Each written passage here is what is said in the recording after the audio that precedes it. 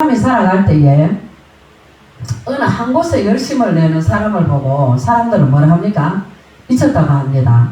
그 사람이 도에 지나치도록 열심을 내고 어디에 빠져들고 집중하고 사랑하고 그렇게 하다 보면 그 사람은 미쳤다는 소리를 듣습니다. 어떻게 보면 어느 한 곳에 집중할 수 있다는 것은 참 행복한 것 같아요. 어느 한 곳에 집중하고 또 그곳을 사랑하고 생각하고 집착하고 그런데 그런 게 없는 사람이 불행한 거예요. 그래서 정말 그 어느 곳에서든 어느 곳에 어떤 것이든지 내가 사랑할 수 있는 게 있다는 것이 참 행복한 것 같아요. 그런데 이제 좀 나이가 드니까 그런 집착하는 그게 좀 없어지는 것 같아서 그렇게 나이 든다는 게 불행한 것 같아요. 그러니까 이제 참 이렇게 그 뭐 어떤 일을 이제 시작하려고 하면 잠을 못 자는 거예요. 그죠?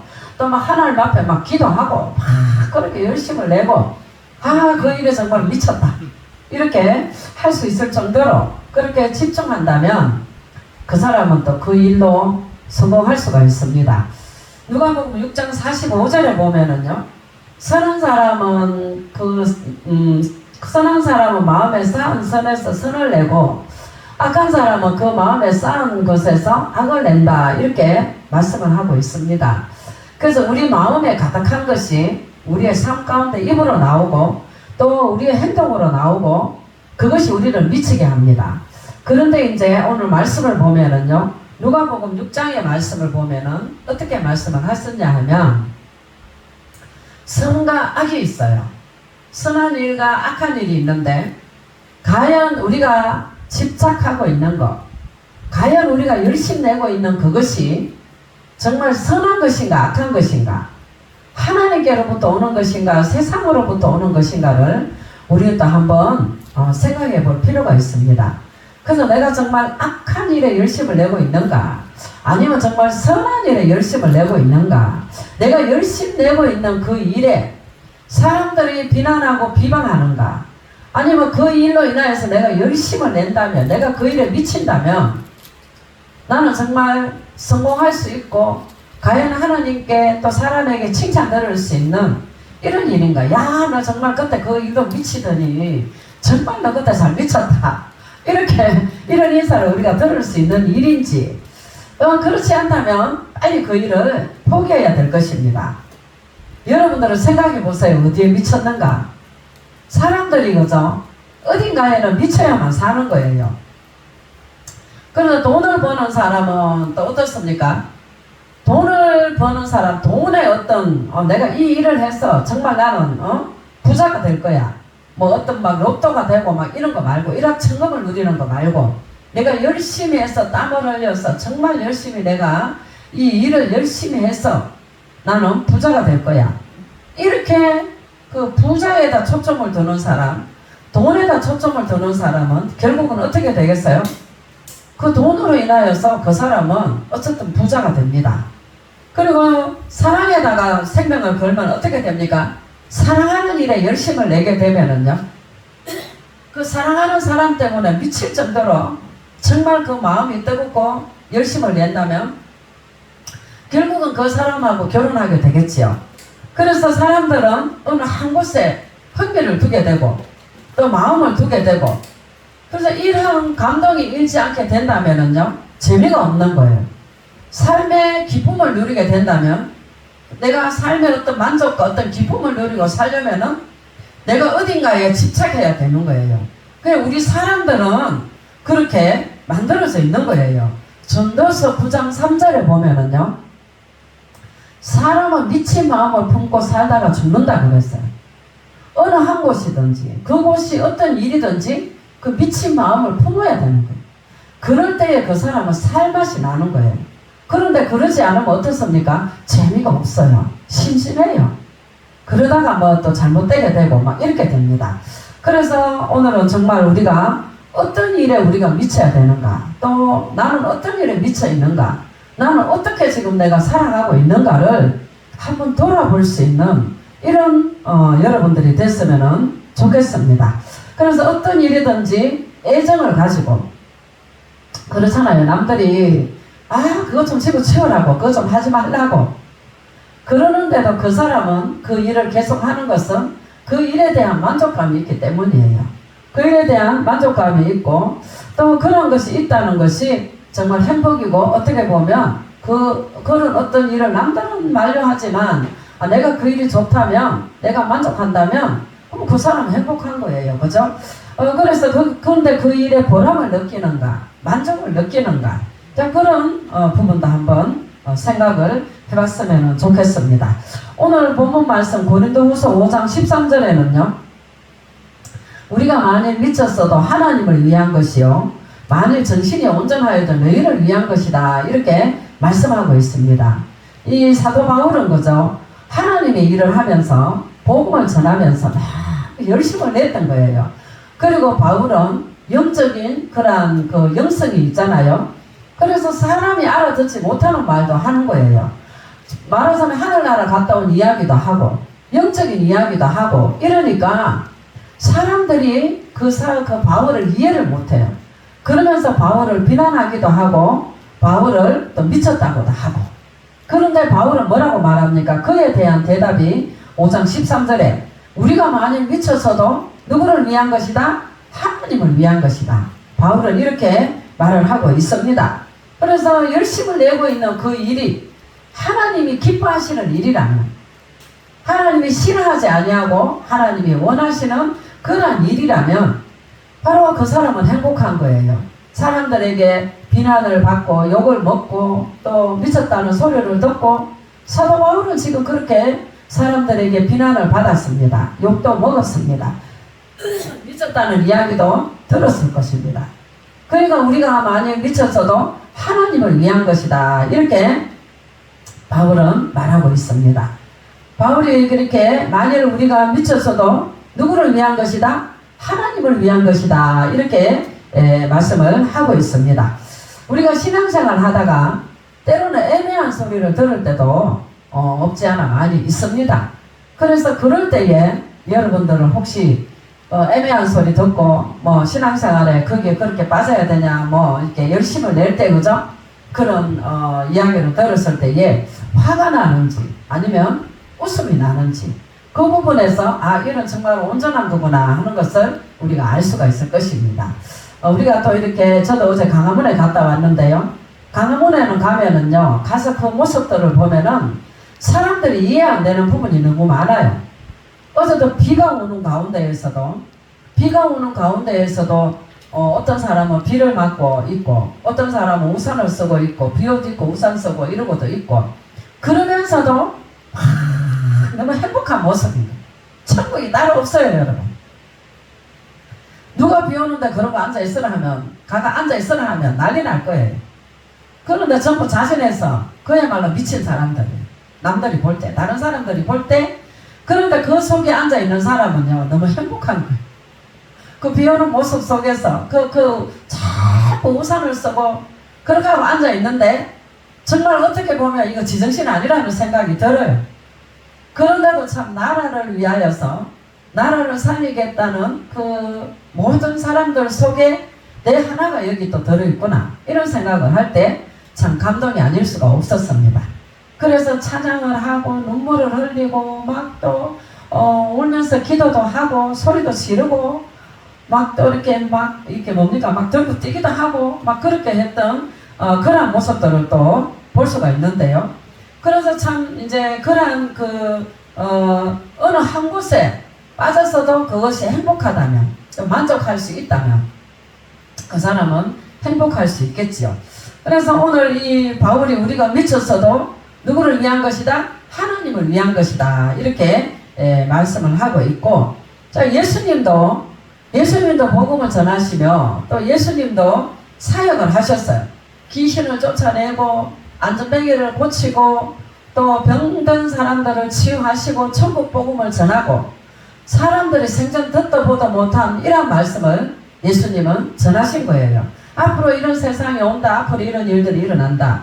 자 그렇게 예수님이 막 전할 때에 마가복음 3장 21절에 보면은요 예수의 친속들이 듣고 그 예수의 예수님이 그렇게 한다는 것을 듣고 예수님을 붙들러 나왔다는 거예요. 붙들러. 예수님을 붙들러 왔다는 거예요. 누가복음 3장 21절에 지금 잘못 찍었어요. 마가복음 3장 21절에 예수의 친속들이 듣고 붙들러 나오니 이는 그가 미쳤다 하려라. 예수님 보고 미쳤다는 거예요. 예수님이 천국 복음을 전하고 죽어가는 사람을 살려내고 병든 사람을 고치고 고통과 아픔과 통증에서 그렇게 허우적거리는 이런 사람들을 치유하는 일을 하는데 그 친족들은 그 가족들은 뭐라고요? 미쳤다는 거예요. 미쳤다는 거예요. 그래서 이 하나님의 일에 또 열심을 내다 보면은요 사람들이 이해하지 못하는 이런 부분도 많이 있습니다. 그래서 예수님도 바로 미쳤다 하는 이런 이야기를 들었고 정말 이렇게 우리가 신앙생활에서 하나님 앞에서 정말 미쳤다는 소리를 들을 정도로 그렇게 그 일을 할 수 있어야 돼요. 그런데 그렇게 미쳤다 소리 들으면서까지 할 사람 별로 없잖아요. 다윗은요 사무엘하 6장 20절에 보면은 20년 전에 빼앗겼던 법궤가 다윗성으로 들어오게 됐어요. 그래서 그 다윗성으로 들어오는 그 법궤를 쳐다보고 이제 이 법궤를 모시고 살 수 있다. 바로 하나님과 함께 할 수 있다 하는 이런 마음에 이 다윗은 덩실덩실 춤을 추었어요. 덩실덩실 춤을 추는 그 모습을 보고 사울의 아들 미갈이가 그 다윗을 갖다가 비난합니다. 다윗을 업신여기고 비난하게 되는 그런 모습이 성경에 나오게 되는데요. 다윗이 자기의 가족에게 축복하러 돌아오매 사울의 딸 미갈이 나와서 다윗을 맞으며 가로되 이스라엘 왕이 오늘날 어떻게 영화로우신지 방탕한 자가 염치 없이 자기의 몸을 드러내는 것처럼 오늘날 그 신복의 계집종의 눈앞에서 몸을 드러내셨나이다. 다윗이 너무 좋아서 춤을 덩실덩실 추다 보니까 이 바지가 내려왔어요. 이 바지가 내려오는 것도 모르고 정말 그야말로 하나님 앞에 미친 거예요. 그 하나님의 법궤가 다윗성으로 들어온다는 것에 그게 너무 감동해서 너무 하나님 앞에 너무 감사하고 고마워서 그 하나님 앞에 춤추다 보니까 바지가 흘러내린 거예요. 그 모습을 미갈이 창문에서 내려다보고는 업신여긴 거예요. 천한 계집종 앞에서 그 몸을 다 드러냈다고. 너무나도 방탕한 자가 하는 그런 행동을 오늘 하셨다고. 이렇게 말할 때에 다윗이 뭐라 그랬어요? 다윗이 그죠? 다윗이 미갈에게 이르되 이는 누구 앞에서 한 것이다? 여호와 앞에서 한 것이다. 아멘? 다윗은 여호와 앞에서 한 것이라는 거예요. 나는 하나님 앞에서 춤췄다. 나는 하나님 앞에서 뛰놀았다. 이렇게 말하는 그 다윗이 지금 하나님을 향하여서 하나님 앞에 춤추고 하나님 앞에 덩실덩실 춤출 때에 아무도 안 보이는 거예요. 계집종도 안 보이고 신하들도 안 보이고 백성들도 안 보이고 오직 하나님과 나와의 그런 거죠. 그런 관계성에서 그 하나님 앞에 뛰놀았다는 거예요. 할렐루야. 얼마나 그 마음이 하나님 앞에 향해 있을까요? 이 정도면 돼야 돼요, 여러분. 근데 오늘날 이렇게 하지 못하는 사람들이 이렇게 하는 사람은 어떻게 해요? 비난하는 거예요. 그래서 이 다음 절에 읽어보면은요, 바로 다윗이 뭐라 합니까? 내가 이보다 더 낮아져서, 내가 이보다 더 낮아져서 스스로 천하게 보일지라도 내가 말한 바 계집종에게는 내가 높임을 받으리라 한지라. 아멘. 하나님 때문에 내가 더 낮아지고 그 하나님 때문에 내가 더 천하게 된다 하더라도 사람들은 나를 그렇게 천하게 보지 않는다. 왜? 하나님이 높여주시니까요. 할렐루야. 그래서 그 하나님 앞에 미칠 수 있는 사람, 우리가 아까도 제가 말씀드렸지만 많은 일에 여러 가지로 미칠 수 있지만 그러나 하나님 앞에 미칠 수 있는 사람은요, 그 사람은 정말 행복한 사람이에요. 누가 뭐라고 하든지 간에 그 사람은 정말 행복하고 만족한 삶을 살 수가 있고 결국 하나님이 그 사람을 축복하시리라고 믿습니다. 그런데 사울의 딸 미갈이 어떻게 했다? 죽는 날까지 자식이 없었다는 거예요. 하나님을 향하여 춤추고 하나님 앞에 믿음으로 행하는 그 사람을 비난하고 하나님 앞에 기도하고 하나님 앞에 미친 사람처럼, 물론 세상의 모습하고는 다르지요. 세상 모습 따라 가는 게 아니라 하나님이 원하시는 이러한 모습을 따라 살아갈 때에 그 사람을 비난하는 그 사람이 잘 되겠어요? 결코 잘 되지 않을 것입니다. 그러나 뭐라고요? 천한 계집종이 그렇게 이렇게 천하게 보지 않는다는 것을 이 다윗은 알고 있었던 거예요. 왜? 그 높고 높으신 하나님 앞에 그는 뛰어놀았다 이렇게 말하고 있어요. 6장 21절 한번 더 읽어봅니다. 다윗이 미갈에게 이르되 이는 여호와 앞에서 한 것이니라. 저가 내 아비와 그 온 집을 버리시고 나를 택하사 나로 여호와의 백성 이스라엘의 주권자를 삼으셨으니 내가 여호와 앞에서 뛰놀리라. 아멘. 하나님 앞에서 뛰놀았다는 것을 다윗은 말씀하고 있습니다. 하나님 앞에서 춤출 수 있는 사람, 하나님 앞에서 마음껏 뛰놀 수 있는 사람, 하나님 앞에서 성령의 인도를 받고 하나님의 말씀하시는 대로 그대로 살아갈 수 있는 이러한 사람, 그런 사람은 정말 하나님께서 책임져 주시는 사람이요, 하나님의 복을 받는 사람인 줄로 믿습니다. 그래서 어느 곳이든지 어느 곳에 가든지 바로 하나님이 계신다는 사실을 여러분들은 꼭 기억하시기를 바랍니다. 내가 가는 그곳에 하나님이 함께 하신다. 하나님이 함께 계신다. 바로 하나님이 계시지 않는 곳은 없는 거예요. 시편 139편에 보면은요, 하나님께서는 어느 곳에서든지 감찰하여 주신다는 거예요. 어느 곳에서든지 하나님은 감찰하여 주시고 하나님이 계시지 않는 곳이 없는 거예요. 우리 1절부터 한번 볼까요? 여호와여 주께서 나를 감찰하시고 아셨나이다. 하나님이 계시지 않는 곳은 없습니다.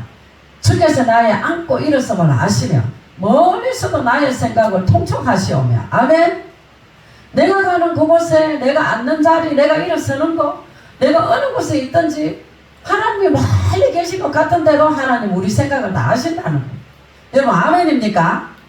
그래서 모든 길과 눕는 것, 내가 눕고 일어나는 것, 내 행위, 모든 것 하나님은 다 알고 계신다는 거예요. 하나님은 다 알고 계시고 우리 혀의 말, 내가 이 혀로 말을 할 때에 이 마음이 어떤 생각을 갖고 말하는 줄을 안다는 거예요.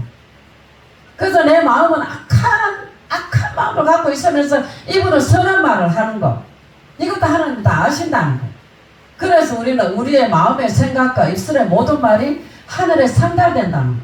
하나님이 다 알고 계신다는 거, 이걸 알고 내 마음에 있는 말을 입으로 할 수 있는 이런 우리들이 되어야만 되겠습니다. 근데 내 마음과 입의 말이 다르다, 이렇게 생각되는 사람은 하나님 앞에 엎드려야 되는 거예요. 아까 누가복음에서도 말씀을 읽었지만 바로 선한 사람은 선한 것에서, 마음의 선한 것에서 선한 것이 나온다는 거예요. 내 마음에 품고 있는 이러한 생각, 내 마음에 품고 있는 이러한 그 떠뜨리고죠, 입으로 흘러나오는 거예요. 그런데 여러분들 한번 감상해 보세요. 혹시 내가 마음에 딴 생각 품고 있으면서 입으로 이런 말을 하는가? 그 사람은 정말 하나님 앞에 내식하는 자예요. 정말 하나님 앞에 아닌 거예요. 그래서 혹시 그렇다면 하나님 앞에 엎드려서 내 마음의 생각과 입술의 말이 같아질 수 있도록 그렇게 하나님께 기도해야 돼요. 왜? 하나님은 우리의 혀의 말을 다 알고 계신다는 거예요. 알지 못하는 게 없다는 거예요. 내 마음에 있는 모든 생각도 다 아시고, 네가 그 생각을 품고 있으면 그런 말을 했냐? 이것도 아신다는 거예요. 그러니까 이 마음의 그 생각과 입술의 말이 바로 정직하게, 바르게, 똑같이 나온다면 그 하나님이 그것까지도 다 알고 계신다는 거예요. 그리고 7절에도 보면은요, 내가 주의 신을 떠나 어디로 가며 주의 앞에서 어디로 피하오리까? 어느 곳에 가든지 숨을 곳이 없다는 거예요. 하나님 계시지 않는 곳이 없다는 거예요. 하늘에 올라가도 하나님은 계시고, 그죠? 지옥 같은 자리로 내가 고통의 자리에 내려가도 하나님은 계십니다. 그래서 우리는 어느 곳에 있든지, 이제 현민이가 내일 캐나다로 가는데 어느 곳에 가든지 그곳에도 하나님이 계신다. 내가 축복의 자리든지 행복의 자리든지 내가 만족의 자리든지 아니면 내가 지금 이 고통의 자리고 어려움의 자리든지 하나님이 다 보고 계시는 거예요.